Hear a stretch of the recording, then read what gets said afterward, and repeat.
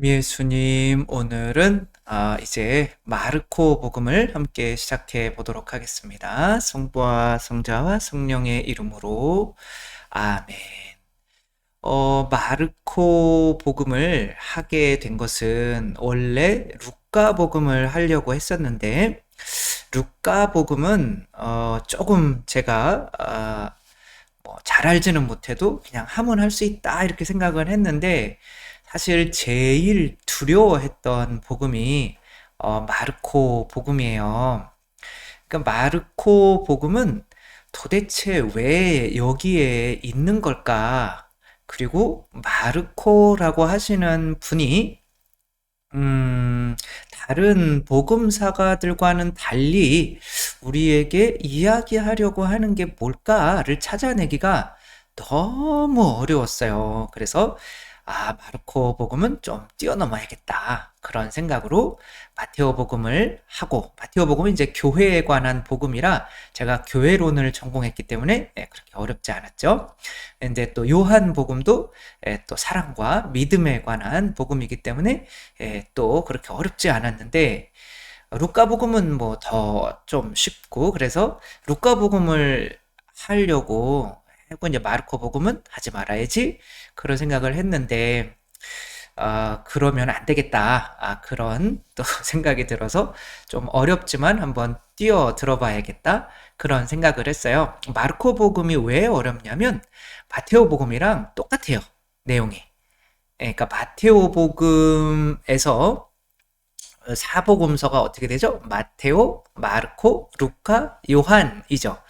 근데 이제 마테오 복음이랑 뭐 거의 90% 이상이 똑같아요. 그래서 다른 게 하나가 있다면 딱 이 마르코 복음에서 유일하게 다른 복음에서 언급되지 않는 게 이 벳사이다의 소경을 고치는 내용이에요. 요것만 마르코 복음에서 유일해요. 그래서 어떤 복음 내용은 다 똑같잖아요. 예수님을 믿자는 건데, 그 복음을 이제 요한복음은 바로 사랑이라고 하는 거, 믿음을 어떻게 그 사랑 표징을 통해서 그 사랑이 어떻게 표징으로 나타나는지, 그래서 그 뭐 선물이라도 줘야 이 사람이 날 사랑하는구나 라는 걸 알고 이렇게 믿을 수가 있잖아요. 그러니까 그 표징, 선물, 그런 것에 집중하면 믿을 수 있다. 루카복음은 이제 또 어떤 성령님, 가난함, 뭐 이런 거, 또 자선, 또 그런 거를 또 통해서 믿어갈 수 있다. 또 마테오 복음은 또 교회 내에서 교회에 일치하면 또 믿어진다. 뭐 이런 식으로 가면 되는데, 이 마르코 복음은 도저히 모르겠는 거예요. 그리고 이게 도대체 눈을 떠주는 게 왜 여기만 나와 있을까? 그래서 굉장히 고민이 많았죠. 그래서 또 마르코 복음은 루카 복음과는 한 반밖에 비슷하지 않아요. 근데 모든 대부분의 99%의 학자들이 마르코 복음이 가장 먼저 쓰였다라고 이렇게 이야기를 하고 있어요. 그러니까 이제 가장 먼저 쓰였다면 이게 짧기 때문에 그렇게 얘기하는 거죠. 제일 짧으니까 가장 먼저 쓰였고, 이게 이제 처음에 예수님의 어떤 행적이나 어록을 기록한 책이 있었을 거다. 그거를 이제 큐 문헌이라고 하는데, 그것에서 제일 먼저 쓰여진 게 마르코고, 그 마르코 복음을 보고 덧붙여서 마테오 복음이 쓰여지고, 또 그 거기에다가 또 덧붙여서 이제 뭐 이 마르코 복음은 예수님 뭐 태어나는 거 이런 거 관심이 없어요. 그냥 예수님 그 세례자 요한이 그냥 선포하는 것부터 시작되죠. 그래서 그 앞에 예수님의 이야기들이 조금씩 덧붙여져서 그렇게 생각을 하는데, 저는 그렇게 생각하지 않거든요. 그 요한복음이야 뭐 맨 나중에 쓰여진 거니까 그건 확실한데, 공관복음에서 그러면 교회가 마테오 복음을 먼저 놓은 이유가 있을 거 아니에요. 근데 요한복음이 맨 뒤에 놓여졌다면 이것은 그리고 루카복음이 그 뒤에 놓여졌고, 그렇다면 이것은 순서대로 교회가 이렇게 놓았다고 보는 게 옳죠. 그래야 마테오복음을, 이 마르코복음을 이해할 수 있지 않을까 싶은 거죠. 그러니까 마르코복음 먼저 쓰여졌다고 하면 거기에 나타난 의도를 찾기가 너무 어려워요. 그런데 그냥 뭐 여기에서 그냥 예수님은 뭐 하느님의 아들님이시다. 그러니까 여기에 주된 내용은 예수님을 이게 복음서에서는 예수님을 어떻게 믿을 수 있을까? 어떻게 하느님의 아드님이라고 우리가 어떻게 믿을 수 있을까? 이게 공통된 주제잖아요. 근데 아무튼 거기에서 너무 어려운 거죠. 그래서 일단은 마테오 복음이 먼저 쓰여졌다고 보면 마테오 복음에서 마르코가 어떤 이야기하려고 하는 것 중에 어떤 뭐랄까 부수적인 것들은 조금 털어내자. 그래서 어떤 마르코만의 어떤 의도가 이제 그 안에 들어갔다고 봐야 이 마르코 복음을 이해하기가 쉽겠죠. 어쨌거나 뭐가 먼저 쓰여졌는지 중요하진 않고 마테오 복음이랑은 한 90%가 비슷하고 루카 복음이랑은 뭐 한 50%, 뭐 요한 복음이랑은 뭐 굉장히 차이가 많이 나고. 그러니까 이제 마르코 복음은 누가 썼을까요? 마르코가 썼겠죠, 그렇죠? 그래서 이것도 다 뭐 교회 교부들이나 뭐 이런 분들이 그렇게 이야기를 해서 그 이름을 붙여놓은 거기 때문에 굳이 마르코가 아닌 사람이 썼을 거다라고 생각할 필요는 없는 거죠. 마테오복음 또 마테오가 썼고 요한복음 요한복음이 썼고. 근데 뭐 요한복음도 당연히 요한의 제자들이 쓴 거죠. 그의 증언은 뭐 그래서 옳다. 그러니까 본인이 그의 증언은 뭐 이렇게 쓰진 않잖아요. 본인 얘기라면. 그러니까 아무튼 그러나 일반적으로는 이제 뭐 그렇게 옮겨 쓰는 건 다른 사람이 썼더라도 그 내용 자체는 그 사람이 이야기를 한 것이라고 보는 게 맞겠죠. 그러면 일단 이것을 이해하기 위해서 바르코라고 하는 사람이 누구인가라는 거를 한번 뭐 간단하게 살펴보면 마르코도 어떤 믿어온 여정이 있을 거 아니야. 마테오는 그리스도의 제자로서 교회라고 하는 곳에 들어와서 내가 이 교회 공동체에 머물러야 믿을 수 있구나 라고 이렇게 하는 것이라면, 또 요한은 또 사랑의 어떤 그거잖아요. 내가 사랑하니까 그 사랑의 표징이 보이더라. 하느님은 사랑이시다. 그러니까 사랑하면 믿을 수 있다. 뭐 이런 것들이 보이잖아요. 그런데 이 마르코는, 그래서 마르코의 삶이 어땠는지를 좀 알아야 이 사람이 여기에서 정말 하느님을 믿기 위해서는 어떻게 나아가야 되는지를 우리가 파악을 해볼 수가 있겠죠. 그래서 사복음서의 각자의 상징들이 있죠. 마테오는 어떤 천사, 사람으로 사람인데 뭐 날개 달린 천사, 그러니까 아무튼 그렇게 표현이 돼 있고, 그다음에 마르코는 사자죠. 마르코의 시신은 지금 어디에 있죠? 이태리 베네치아의 상마르코 성당에 있어요. 거기에 이제 거기까지 그 시신을 모셔오는 뭐 과정도 굉장히 스펙타클하죠. 그러니까 그 이슬람 그때 세력이 어디 막 있었는데, 이제 거기에 막 돼지 시체 뭐 그 안에다가 뭐 이렇게 유해를 이렇게 해가지고, 돼지들을 엄청 싫어하잖아요. 성경에 돼지를 먹지 말라는 얘기가 있는데, 이슬람은 구약을 또 거의 그대로 따르기 때문에 돼지, 저 돼지 막 근데 거기에다 이제 마르코 시신을 또 베네치아까지 이렇게 모셔와서 거기서 성당을 짓고 이렇게 돼 있는 거죠. 왜 또 마르코가 사자일까? 어쨌거나 그 다음에 루카는 뭐일까요? 루카는 소인 거죠. 가난함과 일과 뭐 어떤 관련이 있는 거죠. 그 다음에 그 요한은 뭐로 나타나 있죠? 독수리. 그 독수리와 같은 어떤 높은 어떤 뭐 결혼도 안 했었고 순결하고, 아무튼 그러면서도 강인한 독수리, 그런 게 좀 맞는 것 같아요. 근데 도대체 마르코는 왜 사자일까? 근데 이걸 읽어보면 정말 친절하지가 않아요. 성경 자체가 뭐 우리 주 예수 그리스도의 뭐 하느님의 아들 예수 그리스도의 복음의 시작 뭐 그거 한 줄 외에는 자기 생각이 들어간 게 하나도 없어요. 그냥 마태복음에서 이렇게 딱딱딱딱 해가지고 그냥 이렇게 편집만 해놓은 거예요.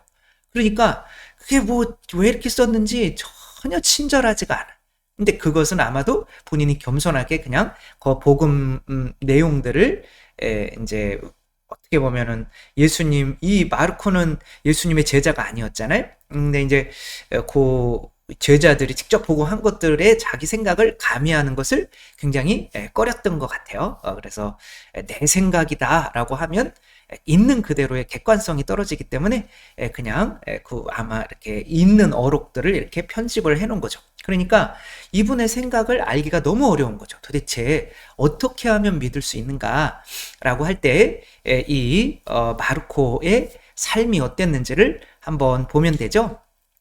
일단은 마르코라고 하는 사람이 마르코의 어떤 다락방 이 콜로새서 몇 장이죠? 콜로새서 4장 10절을 보면 이렇게 나와 있어요. 나와 함께 gat혀 있는 이게 이제 바오로가 쓴 거죠. 나와 함께 갇혀 있는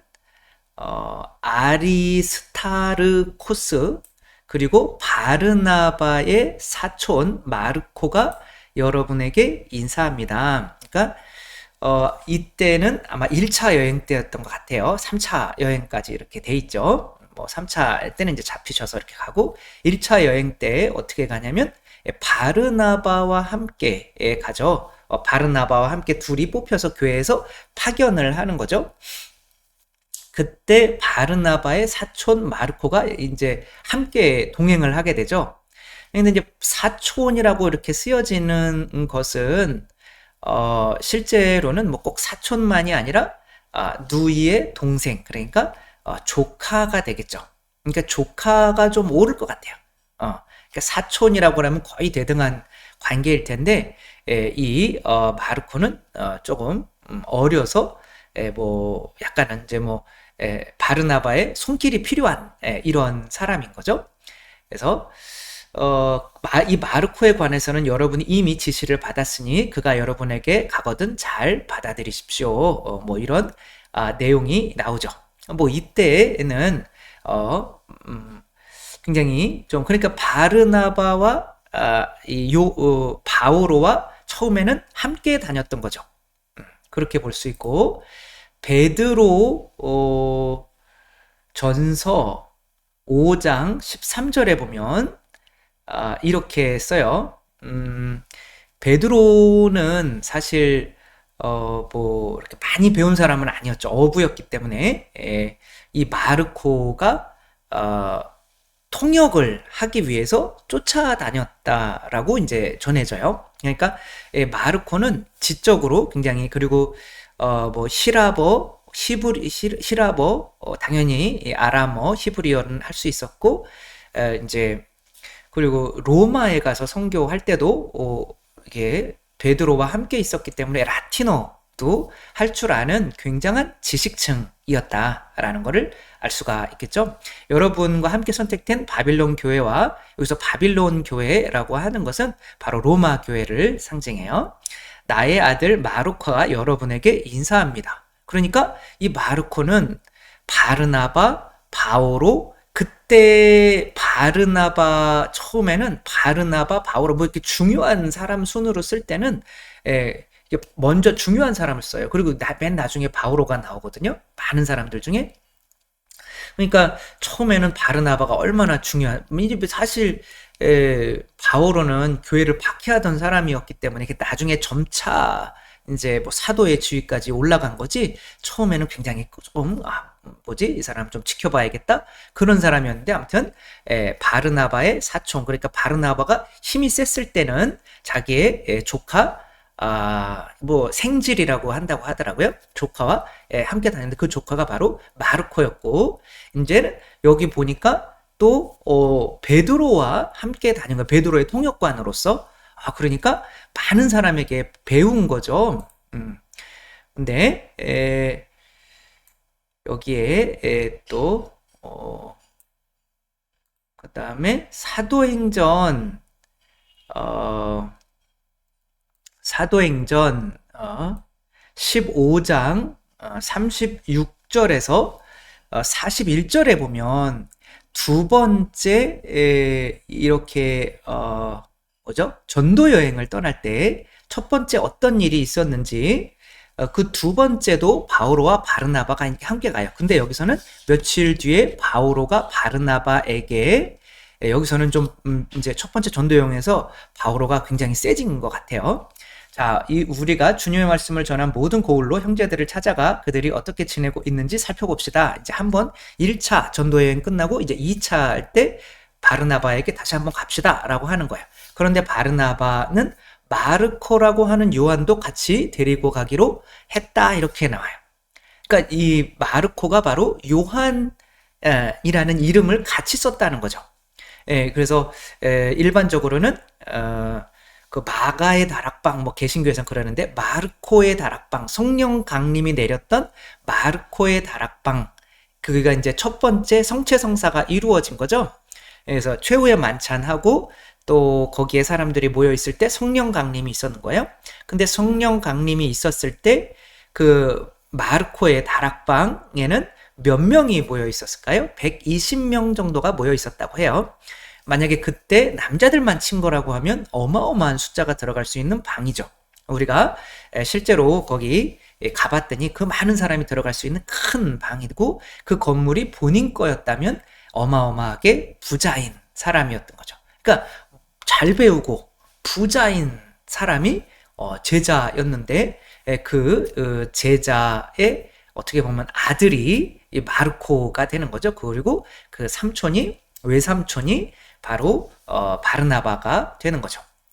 그랬더니 바오로는 팜필리아에서 자기들을 버리고 떠나 함께 일하러 다니지 않은 그 사람을 데리고 갈 수 없다고 주장하였다. 굉장히 바오로가 마르코에게 기분이 상해 있어요.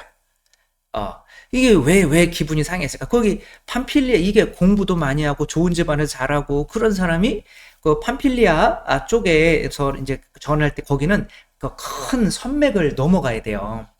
그러니까 거기까지 가는데 막 너무 힘들었는데 아마도 더 이상은 나는 함께 못 다니겠어요. 그러니까 바오로는 열정이 넘쳤는데 이 마르코는 헬렐레는 아니지만 아무튼 막 너무 힘들어 했던 거죠. 그래서 그냥 집으로 돌아가 버렸어요. 그러니까 열정이 끓는 막 복음을 전해야 되는 바오로 입장에서는 저 썩을 인간 막 이렇게 된 거죠. 그러니까 같이 데리고 가자고 그러니까 저런 인간은 못 데리고 간다. 그러며 그렇게 하여 그들은 감정이 격해져서 서로 갈라졌다.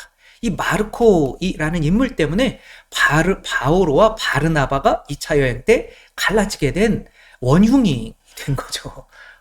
그게 마르코예요. 그래서 바르나바는 이제 자기 조카 마르코를 데리고 나서 배를 타고 키프로스로 떠났다.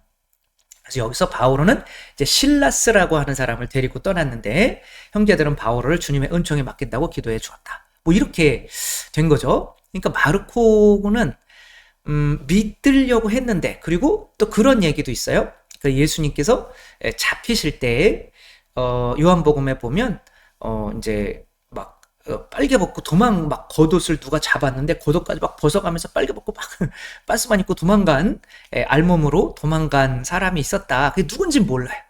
그런데 그게 바로 마르코였다라는 또 전통적인 막 뭐 확인되지 않은 거지만 그런 이야기들이 있어요. 그러니까 예수님 잡힐 때 도망갔어요. 마르코조차도 어쩌면 그런데 또 그래서 믿어서 성령 강림을 통해서 믿어서 전도 여행을 떠났는데 바오로와 함께 떠났는데 또 그분의 어떤 그런 열정에는 미치지 못하는 거예요. 그런데 또 떠나고 싶은 거예요. 그래서 삼촌과 함께 또 떠난 거예요.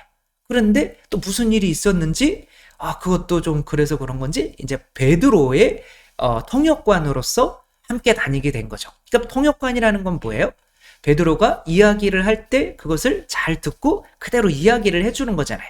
그때 어떻게 되는 거예요? 우리가 성경 필사를 해도 알겠지만 그 내용이 나에게 바로 그대로 적용이 되는 거죠. 그러니까 이 마르코 같은 경우는 바오로, 바르나바, 베드로와 함께 다니면서 그들의 통역을 해주고 하면서 그 마이크가 되어주면서 그들을 통해서 그들의 신학이 점차적으로 자신에게 이렇게 쌓이면서 믿음이 증가한 사람이라고 볼 수 있는 거죠.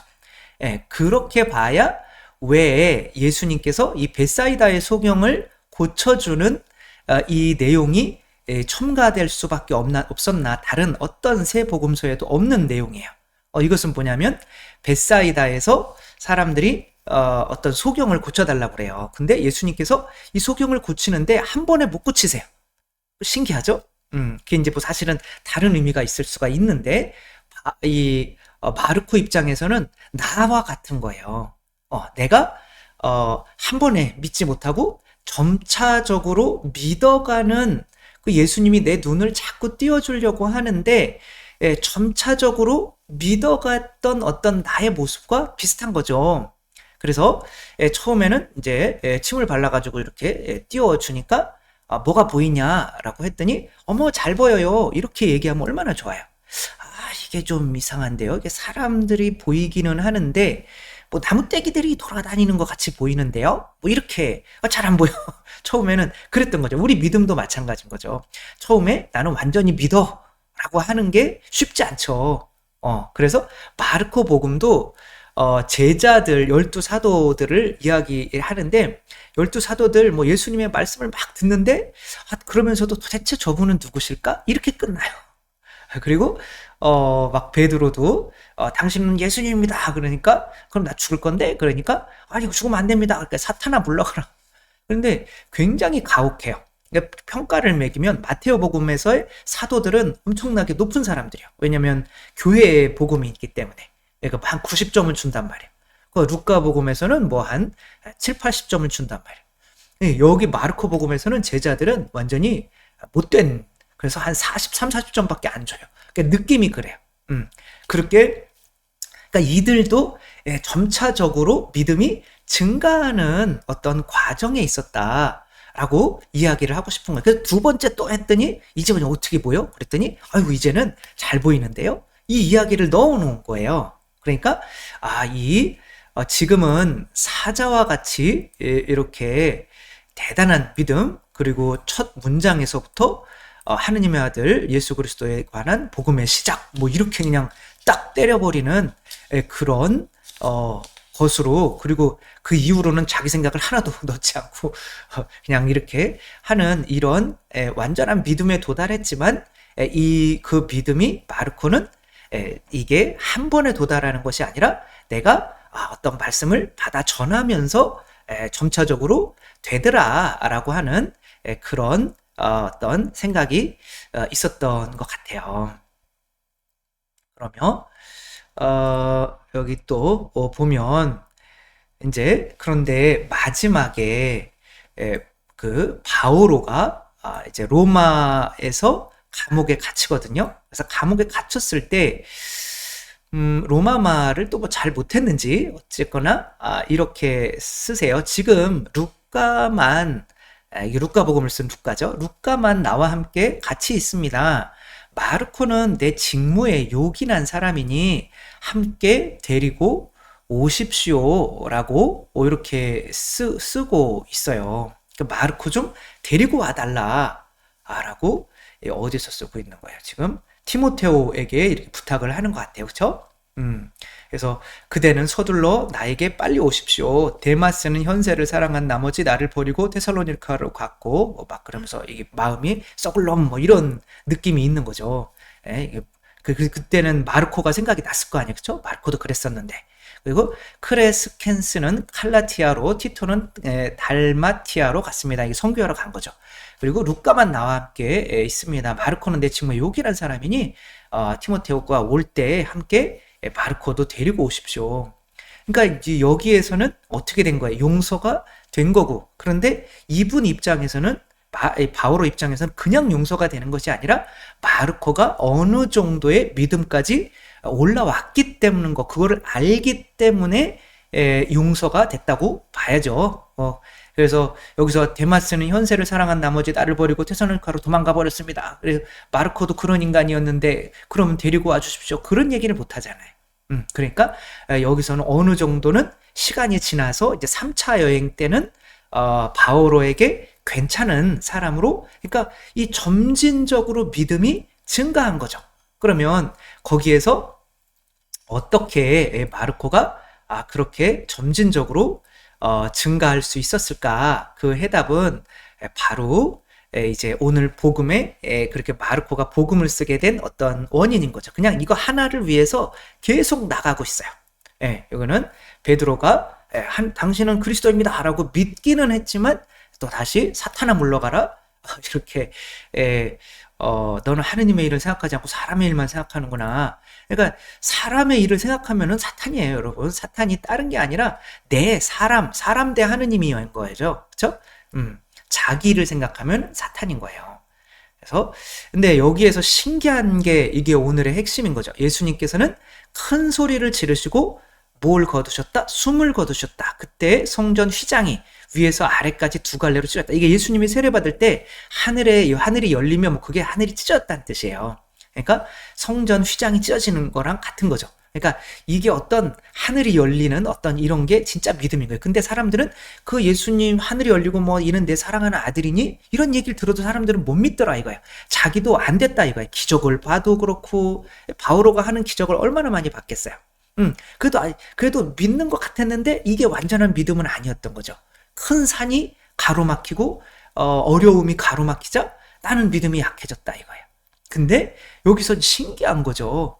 그래서 성전 휘장이 위에서 아래로 두 갈래로 찢어졌다. 그리고 예수님을 마주보고 서 있던 백인 대장이 그분께서 그렇게 숨을 거두시는 것을 보고 참으로 이 사람은 하느님의 아드님이셨다 하고 말하였다. 그러니까 이 사람이 이 마르코가 주장하고 싶은 거는 결국에는 참 믿음은 예수님의 말씀을 듣는 것도 아니고 기적을 보는 것도 아니고 또 뭐 때문이다? 예수님의 십자가를 이해해야 된다. 그래서 이 마르코 복음은 십자가를 향해서만 계속 가는 여정으로 되어 있는 거죠. 저도 이것을 이렇게 생각하면서 그렇구나. 그러니까 저도 아니 그 천영성체 때 수녀님이 예수님이 우리를 죄를 위해서 십자가에 못 박혀 돌아가셔서 피를 흘리셨대요. 그래서 그 피 때문에 우리가 용서받는데요. 아니 왜 피를 흘리셔야 되지 도대체? 근데 다른 아이들은 천연성체 때니까 막 다 이해를 하는 거. 예수님의 피로 우리 죄가 용서받아 막 이렇게 했는데 나는 도저히 이해가 안 되겠는 거예요.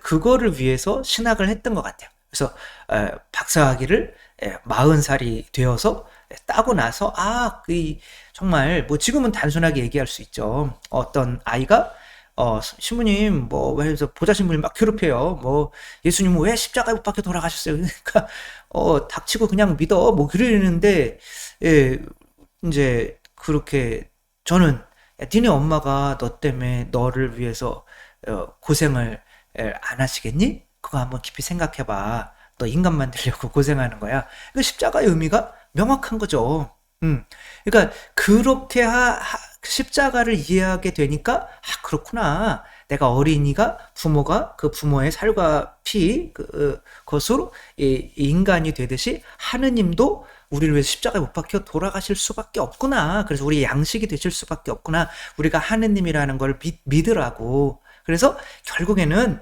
기적을 봐서도 아니고 뭘 봐서도 아니고 십자가의 의미를 이해해야만 우리가 하는 예수님을 온전히 믿을 수가 있게 된다라고 하는 게 결론인 거죠. 그럼 벌써 결론을 얘기했으면 끝나버렸네요. 그래서 요것은 이제 바오로 따라서 마르코 복음을 정리한 거죠. 물론 마르코 복음이 여기도 제일 먼저 쓰여졌다고 이렇게 집필 시기를 이야기하고 있죠. 서기 70년 68년인가요? 그때 네로가 이제 뭐 박해를 로마에 이제 뭐 본인이 어떻게 아무리 미쳤어도 황제인데 로마에 어떻게 본인이 불을 싸질렀겠어요. 근데 이제 그런 소문이 이제 화제가 나서 이제 여기 로마에 뭐 많이 타버렸으니까. 그러니까 뭐 3분의 1이 타버렸으니까 이제 뭐 원성이 대단한 거죠.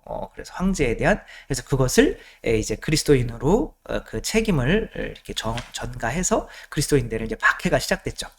그 이후에 이제 쓰여진 거니까 이 바오론 근데 이제 그때는 그 박해했을 때 내가 믿는 건가 안 믿는 건가 또 나는 안 믿어요라고 배교한 사람들도 있을 거 아니야. 그럼 마르코 입장에서는 나도 그런 때가 있었어요. 그리고 결국에는 우리가 이 예수님을 믿으려면 십자가로 나아가야 됩니다. 우리가 뭐 기적을 보거나 뭐를 대단한 말을 듣거나 그런 것 때문에 믿으면 이렇게 환란이 다가오면 금방 무너지게 돼요. 결국에는 우리가 예수님의 십자가를 이해해야 됩니다. 라고 하기 위해서 그들에게 희망을 주기 위해서 이 책을 썼다는 게 로마인들에게 썼다는 게 이제 맞겠죠. 왜냐하면 그 히브리인들만 아는 뭐 그런 단어들을 다 라틴어 사람들이 이해할 수 있게 번역해서 이렇게 써놨어요. 그것은 이제 그들을 위해서 썼다는 거를 이렇게 말해주는 거죠. 그래서 저자의 관점에서는 제자들이 엄청 무능하게 이렇게 나오고 있고요. 그래서 여기 조금씩 깨달아가는 제자들, 그 다음에 그 정말 제자의 길은 힘이 든데, 그래서 한번 끝까지 그래도 용기를 내봐라. 이거는 잘 정리한 것 같아요. 그렇게 했고, 또 예수님이 누구신지에 대해서는 이제 여기서는 함구령이 좀 내가 그리스도란 걸 좀 얘기 좀 하지 마라. 그것은 왜냐하면 내가 죽었다가 부활하기 전까지는 이 십자가의 의미를 깨닫기 전까지는 그런 고백을 해봐야 진짜 믿는 게 아니다라고 하게 되는 거죠. 개신교에서 나온 개신교에서는 마르코를 마가복음이라고 이렇게 이야기를 해요. 그래서 이 개신교에서 나온 이 마가복음은 여기 마르코 복음을 한 장에다가 이렇게 해놨는데 제가 보고 싶은 거는 뭐냐면 요 구분한 거예요. 그래서 일단은 세 가지 이렇게 지리적으로 나눈다. 여기 이제 갈릴리라고 써 있지만 갈릴레아 1장에서 8장까지는 갈릴레아에서 말씀을 정하던 내용이었고요. 그 다음에는 예루살렘으로 이제 십자가로 올라가는 길, 그게 바로 8장에서 10장까지고요. 그 다음에 예루살렘에서 벌어지는 일이 11장에서 16장, 그러니까 16장까지밖에 없는데 그 예루살렘에서 예수님의 십자가의 이야기가 어마어마한 분량을 차지하고 있는 거죠. 결국에는 우리의 믿음은 십자가를 통해서만 여기에서 이분이 진짜 하느님의 아들님이셨구나 라고 십자가 보면서 로마 사람이 믿어버려요. 그리고 예수님이 부활하셨을 때 이 여인들은 무서워서 그냥 해서 아무 말도 하지 않았다. 그리고 끝나버려요. 그러니까 이게 참 그런 거죠. 그리고 이렇게 나눌 때 마지막으로 요 밑에서 많은 이렇게 기적들도 이렇게 아픈 사람도 이렇게 기적도 행해 주시고 세례자 요한이 이렇게 이는 내 사랑하는 내 아들이다 뭐 하고 했는데 여기 씨 뿌리는 사람 비유처럼 너희 마음이 온전하지 않으면 나를 믿을 수 없다. 그러면 제자들이 도대체 이분이 누구이신가 라는 거로 끝나요. 다 의심으로 끝나요. 다 물음표로. 여기서도 물음표, 여기서도 물음표, 여기서도 물음표. 부활 가지고 믿는 게 아니라 십자가 가지고 믿는 거다. 그리고 여기에서는 구름이 덮었다고 그러는데 여기서는 어둠이 덮었다고 그래요. 그래서 십자가가 바로 이 어둠을 찢어버리고 참 믿음을 주는 진정한 믿음의 길이다라고 이야기를 하는 거죠. 올라가시면서 나는 계속 죽어야 돼라고 하는 거를 3번씩이나 말씀을 하시죠. 그리고 이렇게 모세와 엘리야를 통해서 이분이 타볼산에서 변모하실 때 아무튼 이들이 그래서 도대체 이분은 누구이실까? 결국에는 이제 그 구조 내용이 다 이분은 누구이실까라고 하고 있는데 결국에는 목적지가 바로 예수 그리스도의 십자가를 향하고 있다는 거. 여기 부활이 아니라 부활도 아니고 기적도 아니고 예수님의 어떤 뭐 말씀도 아니고 그러니까 굉장히 불친절하게 그냥 십자가를 향해서 십자가만 이해하면 돼. 내가 그것 때문에 믿음을 가졌어. 라고 하는 그런 내용을 이렇게 하고 있죠. 다음번부터는 이제 요한부터 차곡차곡 이제 갈릴레아, 그다음에 예루살렘으로 올라가는 거.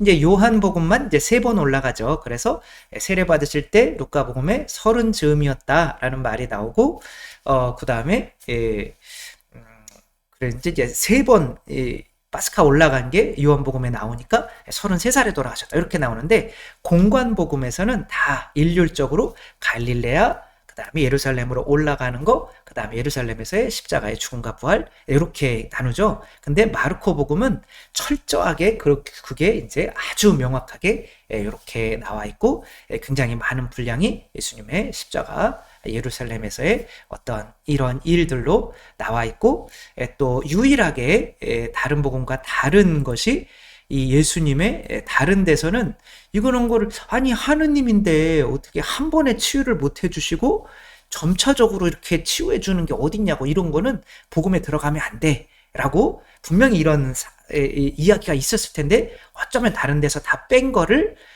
마르코 복음에서는 끌어들여서 이게 바로 내가 치유되는 거였는데 라고 이렇게 쓴 거죠. 그래서 우리들은 말씀과 기적과 말씀과 뭐 여러 가지로 점차적으로 믿어가고 있지만, 정말 완전하게 믿는 것은 예수 그리스도의 십자가를 이해할 때 완전한 믿음에 도달하게 된다라고 하는 게 바로 이 마르코 복음의 핵심이다라고 하는 거, 먼저 이렇게 전체적인 틀을 잡고 해가면서 다 읽어봤더니 아니었네라고 하면 이제 그때서야 이제 저도 이제 하면서 같이 공부해 가는 거니까, 일단은 그렇게 규정을 하고 자기가 점진적인 믿음을 가지고 와서, 그리고 결국에는 십자가의 의미를 깨닫게 돼서 완전한 믿음에 도달하였듯이 우리들도 그 길로 인도하려고 한다는 거, 우선 그 틀을 가지고 시작했으면 좋겠습니다.